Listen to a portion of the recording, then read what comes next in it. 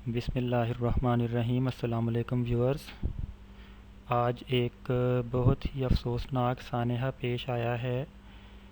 PIA की flight पीके 8303 crash कर गई है। PIA flight PK 8303 crashed. Airbus A320 carrying 91 passengers and 8 crew members. Possible causes of the crash। तो इस report में हम डिस्कस करेंगे कि ये जो पीआईए की फ़्लाइट पीके 8303 क्रैश कर गई है, इसकी क्या पॉसिबल काजेज़ हो सकती हैं। और इसमें A320 एयरबस का एरोप्लेन था जिसमें 91 पैसेंजर्स और 8 क्रू मेंबर्स सवार थे। आज 22 मई 2020 है। तो चलिए देखते हैं। सबसे पहले मैं चाहूँगा कि मैं आपको एयरबस A320 का थोड़ा सा तारुफ़ करवा दूँ। Most popular and reliable aircraft family, 15,522 orders from 300 customers, 9,313 deliveries, 6,202 in backlog till March 2020. There are 3,40,000 parts in A320 Airbus. 99.6% operational reliability last 12 months, calculated in last 12 months. An A320 takes off or lands every 2 seconds. दोस्तों, ये Airbus की जो report है उसमें से ये facts and figures लिए गए हैं। ये मोस्ट पॉपुलर और रिलायबल एयरक्राफ्ट फैमिली है एयरबस जो A320 फैमिली है। इसमें A319 और A321 जो है ये 3 एरोप्लेन्स की एक फ़ैमिली है। और इसके बाद कुछ एक्सेल और इस टाइप के भी स्पेशल जहाज़ भी जो हैं इसमें तैयार किए जाते हैं। तो ये बहुत रिलायबल एयरक्राफ्ट फैमिली है A320 की। 15,522 ऑर्डर्स हैं कंपनी के पास 300 कस्टमर्स की तरफ से, जिसमें से 9,313 डिलीवरीज हो चुकी हैं और 6,202 जो हैं वो क्यू में हैं मार्च 2020 तक। जो रिपोर्ट उन्होंने शाया की उसके मुताबिक there are 3,40,000 parts in A320। जो एयरबस A320 है इसमें 3,40,000 पार्ट्स लगे हुए होते हैं। तो ये एक बहुत बड़ी तादाद है। और उसके बावजूद 99.6% ऑपरेशनल रिलायबिलिटी है इसकी। लास्ट 12 मंथ्स में जो कैलकुलेट की गई है ऑपरेशनल रिलायबिलिटी 99.6%। इसका क्या मतलब है कि इसका मतलब ये है कि अगर 1,000 जहाज़ों में से सिर्फ 4 जहाज़ों को प्रॉब्लम आ सकती है, कोई ना कोई ऑपरेशनल प्रॉब्लम वो फेस कर सकता है, जो कि बहुत अच्छी परसेंटेज है। एन A320 टेक्स ऑफ और लैंड एवरी 2 सेकेंड्स। दुनिया में A320 एयरबस जो है ये हर 2 सेकंड में लैंड या टेक ऑफ कर रही होती है, यानी ये बहुत ही मशहूर और रिलायबल जहाज़ समझा जाता है। तो अब नेक्स्ट देखते हैं कि ये according to the related to this crash कि पायलट और एंड टावर कंट्रोल कन्वर्सेशन क्या थी, जो कि लास्ट पायलट और कंट्रोल टावर के साथ कन्वर्सेशन हुई वो क्या थी। लैंडिंग गियर प्रॉब्लम रिपोर्ट किया पायलट ने, और उसके बाद उसने गो अराउंड का फ़ैसला किया पायलट ने। बोथ रनवेज आर क्लियर का इशारा दिया गया कंट्रोल टावर की तरफ से कि आप जिस भी 2 रनवेज़ हैं जिस पर मर्ज़ी उतर जाएं, जिस पर आपको आसानी महसूस हो। अच्छा फ़ैसला था। Landing gears okay.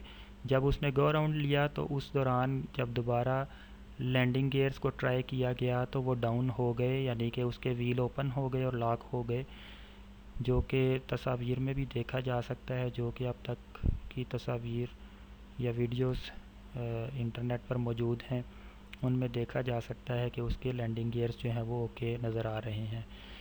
Engine lost का, जब ये लैंडिंग गियर ओके हो गए और उसने दोबारा गो राउंड के बाद जब अलाइन किया अपने आप को एयरपोर्ट के साथ, रनवे के साथ, तो एक ख़ास लेवल पर आकर उसके इंजन जो हैं वो लॉस्ट हो गए, पावर लॉस हो गई, यानी इंजन बंद हो गए, दोनों इंजन बंद हो गए। और मे डे की कॉल उसने दी कि बिल्कुल एमरजेंसी, सख्त एमरजेंसी की कॉल होती है ये। तो अब जो इंजन लॉस्ट थी, ये क्या वजह हो सकती है कि इंजन क्यों बंद हो गए जहाज़ के? असल जो वजह इस कन्वर्सेशन से सामने आती है वो इंजन लॉस्ट होना है, क्योंकि जहाज़ की जो हाइट है वो बहुत ही क्रिटिकल लेवल के ऊपर थी और बिल्कुल रनवे से चंद सौ गज़ के फासले पर जहाज़ था। तो इस दौरान जब पायलट ने कोशिश की होगी उसको दोबारा उठाने की, तो इंजन बंद होने की वजह से जहाज़ ऊपर नहीं उठ सका और बिल्डिंग से टकरा गया। तो एयरबस जो है ये A320, इसमें जो इंजन होते हैं ये टरबाइन टाइप इंजन होते हैं, और इस इंजन को देखते हैं कि ये कैसा इंजन है, इसकी रिलायबिलिटी कैसी है। Most reliable in aircraft industry, thousands of hours of operation life, failure rate is equal to 1 पर 3,75,000 फ्लाइट आवर्स। तो दोस्तों ये टरबाइन इंजन जो है ये बहुत रिलायबल है और एयरक्राफ्ट इंडस्ट्री में ये यूज़ होता है। Thousands of hours of operational life है इसकी, बहुत ज़्यादा हज़ारों घंटे ये जो है ऑपरेशन परफॉर्म कर सकता है। और फेलियर रेट इसका जो है वो बहुत ही कम है, 3,75,000 फ़्लाइट आवर्स में से सिर्फ एक दफ़ा ये फ़ेल हो सकता है। तो ये बहुत ही अच्छा इंजन है जो कि इन जहाज़ों में यूज़ किया जाता है। Possible causes of engine failure, अब देखते हैं कि इतना अच्छा इंजन होने के बावजूद और इतना रिलायबल जहाज़ होने के बावजूद क्या पॉसिबिलिटीज़ हो सकती हैं इंजन फेलियर की और इस क्रैश की।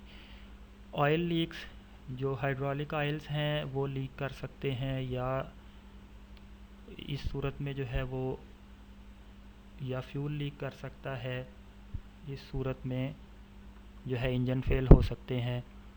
फ्यूल पंप फेलियर, अगर फ्यूल पंप जो है जो इंजन को फ्यूल प्रोवाइड करता है, सप्लाई करता है, अगर वो ख़राब हो जाए या बंद हो जाए किसी भी वजह से, तो वो इंजन को फ्यूल नहीं मिलेगा और वो इंजन बंद हो जाएगा।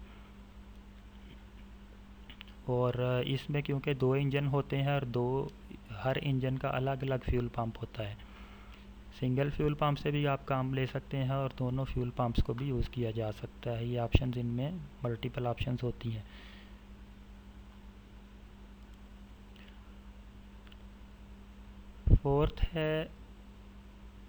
थर्ड है फ्यूल कंटेमिनेशन। फ्यूल कंटेमिनेशन से मुराद ये है कि फ्यूल के अंदर अगर कोई ऐसा मटेरियल आ जाए जो कि फ्यूल पंप को नुकसान पहुंचा दे या जो लाइंस हैं उनको चोक कर दे, तो ऐसी सूरत में भी फ्यूल जो है वो इंजन को नहीं पहुंच पाएगा और वो इंजन स्टॉप हो जाएगा। वॉल्केनिक ऐश, अगर झक्कड़ या कोई वॉल्केनो आ गया है उस एरिया में, तो ऐसी सूरत में जो उसमें जो डिफरेंट पार्ट्स होते हैं, पत्थर वगैरह और इस तरह की चीज़ें जो उड़ रही होती हैं हवा में वॉल्केनिक ऐश में, तो वो अगर इंजन से स्ट्राइक कर जाएं या जहाज़ से स्ट्राइक कर जाएं तो वो उसे नुकसान पहुंचा सकती हैं और इंजन को भी नुकसान पहुंचा सकती हैं, तो इंजन फेल हो सकता है। तो करंट सिचुएशन में ऐसी कोई रिपोर्ट नहीं हुई, वेदर बिल्कुल क्लियर था। बर्ड स्ट्राइक जो है ये एक पॉसिबिलिटी है कि कोई जहाज़ के साथ बर्ड जो है वो कोई परिंदा टकरा जाए, उसके इंजन के अंदर अगर कोई परिंदा टकरा जाए तो फिर इंजन फेल हो सकता है। लेकिन ये एक इंजन के साथ हो सकता है, मे भी दोनों इंजन के साथ भी हो गया हो, लेकिन ये भी एक पॉसिबिलिटी ज़रा दूर नज़र आती है। वेदर प्रेसिपिटेशंस और आइसिंग की वजह से और वेदर के अंदर जो प्रेसिपिटेशंस होती हैं, कंटेमिनेशंस या वेदर साफ़ नहीं होता, उसमें जो डिफरेंट चीज़ें हवा में होती हैं, उसके ज़रिए भी इंजन फेल हो सकता है। फ्यूल एम्प्टी हो जाना, फ्यूल ख़त्म हो जाना, अगर फ्यूल जहाज़ में ख़त्म हो जाता है तो तब भी इंजन बंद हो जाएंगे। ये एक बहुत ही करीब करीब ये नज़र आती है कि अगर जहाज़ में फ्यूल बिल्कुल पूरा पूरा भरा हुआ हो, तो ऐसी सूरत में जब पायलट ने डिसीजन लिया एक चक्कर लगाने का, तो उस दौरान फ्यूल ख़त्म हो गया हो और इंजन जो है वो बंद हो गए हों। लेकिन ये भी बाज़ औक़ात ये होता है कि एक इंजन को फ्यूल की सप्लाई पहले बंद होती है लेवल की वजह से, तो एक इंजन फिर भी चलता रहता है और उसकी इंडिकेशन भी जो है वो पायलट को मिल जाती है फ्यूल की, और ऐसा कोई इंडिकेशन जो है वो नज़र नहीं आई पायलट और कंट्रोल टावर की कन्वर्सेशन से भी ऐसा कोई मामला सामने नहीं आया। तो फ्यूल एम्प्टी का भी जो है वो दूर ही है मामला, ये भी सामने करीब नज़र नहीं आ रहा। इलेक्ट्रिकल सिस्टम फेलियर जो है, इसकी वजह से भी कोई फ्यूल पंप बंद हो सकता है या और कोई प्रॉब्लम आ सकती है और इंजन फेल हो सकता है। ये कुछ पॉसिबिलिटी ऐसी है कि जिसकी वजह से फ्यूल पंप बंद हो गए हों इलेक्ट्रिकल सिस्टम की वजह से, तो जो है वो इंजन बंद हो गए हों।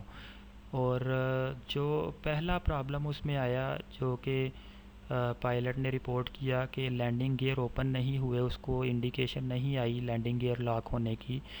तो उस सूरत में उसने कंट्रोल टावर से बात की कि लैंडिंग गियर मेरे ओपन नहीं हुए, मैं एक और चक्कर लगाऊंगा और ट्राई करूंगा। लैंडिंग गियर की जो प्रॉब्लम है ये अमूमन हाइड्रोलिक सिस्टम की वजह से आ सकती है या इलेक्ट्रिकल सिस्टम फेलियर की वजह से आ सकती है। और इंजन फेलियर में भी यही दोनों चीज़ें कॉमन है। अगर इलेक्ट्रिकल सिस्टम फेल हो गया हो, तो ऐसी सूरत में जो है वो लैंडिंग गियर्स का प्रॉब्लम भी सामने आ जाएगा और इंजन भी बंद हो सकते हैं। तो एक्चुअल जो है कंडीशन इसमें डाटा फ्लाइट डाटा रिकॉर्डर जो है वो उसमें से सामने आएगी, जो कि ब्लैक बॉक्स में सारा डाटा रिकॉर्ड होता है, वॉइस भी रिकॉर्ड होती है कॉकपिट वॉइस रिकॉर्डर में, और डाटा भी जो है वो ब्लैक बॉक्स में सारा रिकॉर्ड हो रहा होता है। तो जब वो उसकी रिपोर्ट सामने आएगी तो ये पता चलेगा कि एक्चुअल प्रॉब्लम क्या हुई थी। पायलट अप्रोच देखते हैं कि पायलट ने जो कुछ किया वो क्या था। According to the circumstances, pilots approach was exactly according to the protocols of flight. अगर देखा जाए तो पायलट की अप्रोच बिल्कुल ठीक थी प्रोटोकॉल्स के मुताबिक, जो कि ट्रेनिंग का हिस्सा होता है उनका, उसके मुताबिक उसने सारा अमल किया कि लैंडिंग गियर नहीं ओपन हुए, उस सूरत में वो लैंड नहीं कर सकता। उसने एक और चक्कर लगाया और दोबारा ट्राई की और लैंडिंग गियर का प्रॉब्लम दूर हो गया। क्योंकि लैंडिंग गियर जो है वो जो डिफरेंट वीडियो सामने आई हैं उसमें खुले हुए नज़र आ रहे हैं व्हील्स उसके। तो अब लेकिन उस दौरान जो है वो एक ख़ास वक्त के ऊपर जो है उसका इंजन फेल हो गया, दोनों इंजन फेल हो गए। He did his best but what was the cause of crash. उसने अपनी पूरी कोशिश की पायलट ने, लेकिन क्या वजह है क्रैश होने की। According to the gathered information till now, अब तक की जो इन्फॉर्मेशन हमें हासिल हो चुकी है उससे ज़ाहिर होता है कि engines were failed at a very critical time. Critical time पर इंजन जो है वो फेल हो गया। क्रिटिकल टाइम ये ऐसा टाइम था कि उसके ऊपर इंजन फेल हो गया। That no one can cope like this situation, that situation के इस सिचुएशन के साथ कोई भी बंदा जो है वो कोप नहीं कर सकता था। तो because altitude was at critical level, altitude भी जो है वो बिल्कुल मेंटेन वो कर चुका था अपना, और उसे एक ख़ास स्पीड भी चाहिए थी, इंजन पावर चाहिए थी जो आल्टीट्यूड मेंटेन रखने के लिए, और उस टाइम पर इंजन बंद हो गए जिसकी वजह से आल्टीट्यूड डाउन हुआ और वो बिल्डिंग से टकरा गया। And plane was out of engine power and it can not be get safe altitude at that critical time. और वो अपना आल्टीट्यूड जो है, अपनी हाइट जो है वो उस टाइम पर बरकरार नहीं रख पाया और unfortunately it struck with the buildings and crashed, और बिल्डिंग से वो टकरा गया। क्योंकि ये ऐसा टाइम था कि इस दौरान उसे अपनी हाइट मेंटेन करने के लिए कुछ ना कुछ इंजन पावर चाहिए थी। तो उस दौरान जब इंजन लास्ट हो गया, दोनों इंजन लास्ट हो गए, तो वो अपनी हाइट को उस लेवल पे मेंटेन नहीं कर पाया जिस लेवल पर वो होना चाहिए था। तो इस सूरत में वो बिल्डिंग्स के साथ जो है वो टकरा कर क्रैश हो गया। May Allah give jannah to casualties and health to the injured people. अल्लाह ताला जो है वो फौत होने वालों को जन्नतुल फिरदौस में जगह अता फ़रमाए, और जो ज़ख्मी हैं उनको जल्द अज जल्द सेहत अता फ़रमाए। तो दोस्तों, ये मैंने एक छोटी सी पिछले जितने जहाज़ क्रैश हुए हैं उनकी एक डाटा से, और जो अब तक की इंफॉर्मेशन इससे रिलेटेड मिल चुकी है उसके नतीजे में एक ये नतीजा निकाला है। तो उम्मीद है आपको ये रिपोर्ट पसंद आई होगी। मेरे चैनल को सब्सक्राइब कीजिए और बेल आइकन पर क्लिक कीजिए और लाइक कीजिए और शेयर कीजिए। अल्लाह हाफिज़।